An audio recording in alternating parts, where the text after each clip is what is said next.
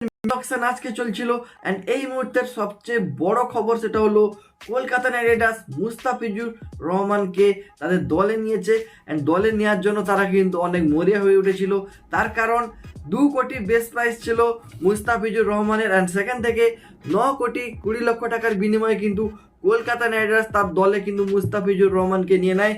বাম হাতি ফাস্ট বোলারের খুবই প্রয়োজন ছিল অ্যান্ড যেহেতু ডেড বোলার হিসেবে কিন্তু কলকাতা নাইট রাইডার্সে অলরেডি পাথিরানাকে নেওয়া হয়েছিল, তারপরেও কিন্তু মুস্তাফিজুর রহমানকে কলকাতা নাইট রাইডার্স নিয়ে নিয়েছে।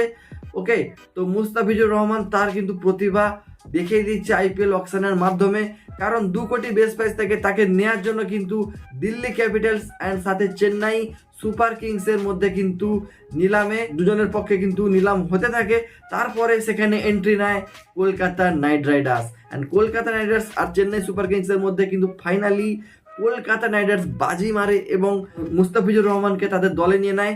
তো যাই হোক, বাংলাদেশ থেকে আপনারা কারা কারা কিন্তু দেখছেন ভিডিওটি কমেন্ট করে জানাবেন কোথা থেকে দেখছেন, আর আপনি আইপিএলে কোন দলকে সাপোর্ট করেন এবং এবছর কাকে সাপোর্ট করবেন সেটা কিন্তু অবশ্যই জানাবেন। তো যাই হোক, আগে কিন্তু সাকিব আল হাসানকে কলকাতা নাইট রাইডার্স টিমে দেখতে পেয়ে খুবই ভালো লাগতো অ্যান্ড এখন কিন্তু বাংলাদেশি ক্রিকেটার হিসেবে কিন্তু মুস্তাফিজুর রহমানকে আমরা সবাই দেখতে পাবো, তার জন্য কিন্তু খুবই ভালো লাগলো।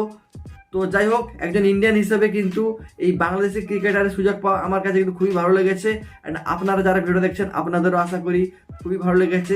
আপনারা আইপিএল 2026-এর জন্য যারা যারা এক্সাইটেড রয়েছেন কমেন্ট করে জানতে পারেন, আর ভিডিওটি যদি ভালো লাগে লাইক সাবস্ক্রাইবটাও করে দিবেন। ওকে, আর আইপিএল রিলেটেড আরও কিন্তু অন্যান্য অনেক ভিডিও এখানে আসবে, তো চ্যানেলটা সাবস্ক্রাইব করে রাখবেন। তো যাই হোক, মুস্তাফিজুর রহমানকে কলকাতা নাইট রাইডার্স দলে নিয়ে কিন্তু খুবই ভালো একটা ডিসিশন নিয়েছে অ্যান্ড 9 কোটি 20 লক্ষ টাকার বিনিময়ে তাকে নিয়েছে, সেটা কিন্তু একটা বড় নিউজ আজকে। আপনারা সম্পদের হিসাব দিবেন না, কারণ আপনাদের নিয়েও কিন্তু লোকের সন্দেহ। আরেকটা সাথে একটু প্রশ্ন যে আপনি তো না, আমি 2017 সাল থেকে ইনকাম করি। আমি 2017 সালের সেপ্টেম্বর 2016 সালের সেপ্টেম্বরে হচ্ছে আমি ইউনিভার্সিটিতে চান্স পাই, আর 2017 সাল থেকে আমি ইনকাম করি। আমার প্রথমে প্রকাশনী ছিল, এই প্রকাশনী থেকে আমার নিজেরা এখনো বই আছে এবং পরবর্তীতে আমি হচ্ছে ওই যে শেডিউ এডুকেশনের যে কোচিং সেখানে আমি পড়ানো শুরু করি এবং সেখানে আমার ঢাকা ইউনিভার্সিটিতে 2000 আমার অনেক স্টুডেন্ট আছে, আজকে মেডিকেলের রেজাল্ট দিয়েছে সেখানেও আমার স্টুডেন্ট আছে এবং আমি এখনও পড়াই। আমি এখনও দেখা যাচ্ছে আমার আরও 2টা ক্লাস বাকি আছে 25 তারিখ ঢাকা ইউনিভার্সিটির পরীক্ষা। আমি দেখা যায় ফজরের পরে 6টা 7টার দিকে আমি ক্লাস নেই এবং আমার যে ইনকাম সোর্স রয়েছে সেই ইনকাম সোর্সের যে মূল অংশগুলো সেটা হচ্ছে প্রথমত হচ্ছে প্রকাশনী, দ্বিতীয় হচ্ছে এখনো আমি পড়াই প্রকাশনীতে আমার ইনভেস্টমেন্ট রয়েছে এবং হচ্ছে তারপর প্রকাশনী নাকি কয়টা প্রকাশনী? একটা প্রকাশনী। তারপরে হচ্ছে আমার 2টা অনলাইন প্রতিষ্ঠান রয়েছে, একটা প্রতিষ্ঠানের ডিরেক্টর আমি। এখন প্রশ্ন করতে পারেন সেগুলো কি আন্দোলনের পরে হয়েছে কিনা? না, সেগুলো আন্দোলনের পরে না। যেটার আমি ডিরেক্টর সেটা হচ্ছে 2023 সালের জুন মাসে সেটার আমি হচ্ছে চুক্তিবদ্ধ হয়েছে এবং সেখানে আমার একটা ইনভেস্টমেন্ট রয়েছে। তারপরে হচ্ছে আরেকটা প্রতিষ্ঠান আমি পড়াই, অনলাইন প্রতিষ্ঠানে আমি পড়াই, সেখানেও হচ্ছে আমি কোর্স বিক্রি করি, আমার কোর্স বিক্রি করি এবং এই কোর্স থেকে রেকর্ডেড কোর্সও সেখানে বিক্রি হয় এবং সেখানে লাইভ কোর্সও বিক্রি হয়। এগুলো হচ্ছে আমার ইনকাম সোর্স। এবং আমি রাজনৈতিক দল পরবর্তীতে যদি আমরা হই বা রাজনৈতিকতে যদি আমি যাই বা খুব দ্রুততম সময়ে আমার যে ইনকাম রয়েছে, আমার বাবার যে ইনকাম রয়েছে, আমার স্ত্রীর যে সম্পদ রয়েছে বা আমার মা এবং অত ফার্স্ট হ্যান্ড রিলেটিভ যাদের রয়েছে, আমি সেটাকে অবশ্যই প্রকাশ করব।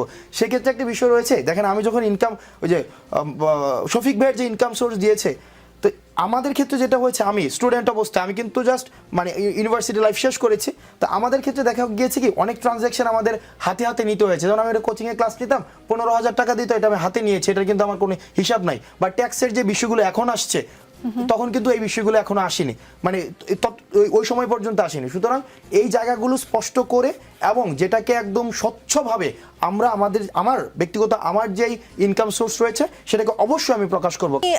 যদি নির্বাচনে রাজনৈতিক দল করেন এবং নির্বাচনে দাঁড়ান তখন আপনি না আমি এখনই দেব, এখন সময়টাই জানতে চাচ্ছি এখন বলতে হচ্ছে আমি এই মাসের শেষের দিকের মধ্যে হচ্ছে আমি আমার যে আয় বিবরণী আমার যে ইনকাম রয়েছে আমি ইনকাম প্রকাশ করব এবং আমার ইনকামের সোর্স জানার জন্য আমি প্রকাশ করার আগে আপনারা আমার প্রতিষ্ঠানগুলো যেগুলো রয়েছে সেগুলোকে সার্চ করলেই দেখবেন যে সেগুলোর হচ্ছে সেগুলোর অর্থ কি পরিমাণ ইনকাম করে প্রত্যেক বছর আসে। 5 মাস আগে আপনার আয় কত ছিল, আপনার সম্পদ কত ছিল, আর 5 মাস পরে কত, সেটা তফাৎ জানতে পারবো?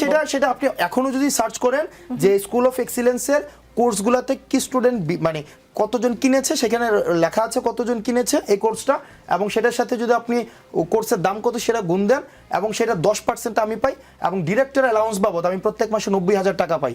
এখন থেকে না, এই যে স্কুল অফ এক্সিলেন্সে ডিরেক্টর অ্যালাউন্স বাবদ আমি একদম নর্মালি ইনকাম নিয়ে কথা, আমার তখন থেকে 90,000 টাকা হচ্ছে ডিরেক্টর অ্যালাউন্স প্রত্যেক মাসে 2023 সালের জুন থেকেই